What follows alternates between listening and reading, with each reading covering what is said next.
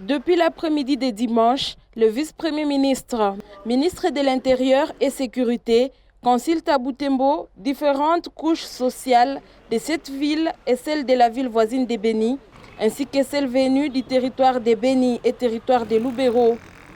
Recevant les différents noyaux, les acteurs de cette structure citoyenne ont soulevé plusieurs problèmes relatifs au contexte sécuritaire dans la région. Entre autres difficultés entravant la sécurité, les acteurs des 4 coordinations ont relevé la faible implication de la jeunesse dans l'opération. Le représentant de la population du Grand Nord demande une formation militaire pour constituer un appui aux forces loyalistes.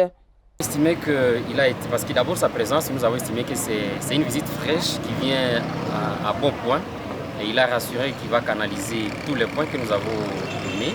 Surtout, à notre niveau, nous avons promis de collaborer avec tous les services, notamment en mettant en place une surveillance à base communautaire en ce qui concerne l'encadrement de ces jeunes, où tout le monde se réveille aujourd'hui, s'appelle Muzalendo, et on ne sait plus distinguer ces gens. C'est pour ça que nous avons plaidé pour l'ouverture des centres de formation au travers lesquels nous pouvons facilement les encadrer, les répertorier et les...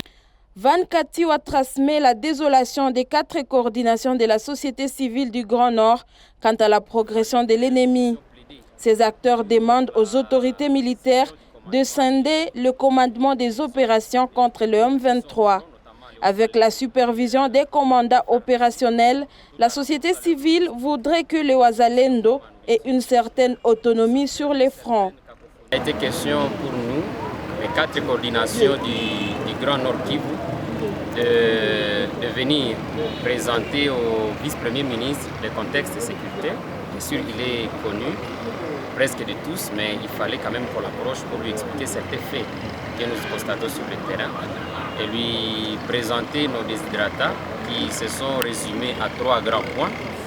Le premier point, il fallait que nous puissions plaider pour la scission du commandement des hommes, des troupes qui sont au front, notamment les Wazalendo et les FARDC, tout en renforçant leur logistique en munitions comme en nourriture.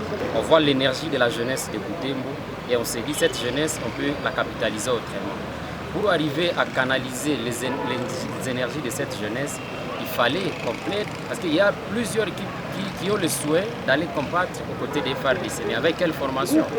C'est comme ça que nous avons demandé au vice-premier ministre à charge de l'Intérieur, qui était évidemment accompagné du vice-ministre de la Défense, pour qu'en rentrant à Kinshasa, il puisse aller voir dans quelle mesure ils peuvent nous aider à mettre ici sur le terrain ce que nous appelons le centre de formation militaire, où on peut orienter les jeunes plutôt que de les amener plus loin, qu'ils soient formés au niveau d'ici et directement entrer sur la ligne de front parce que le pays est agressé.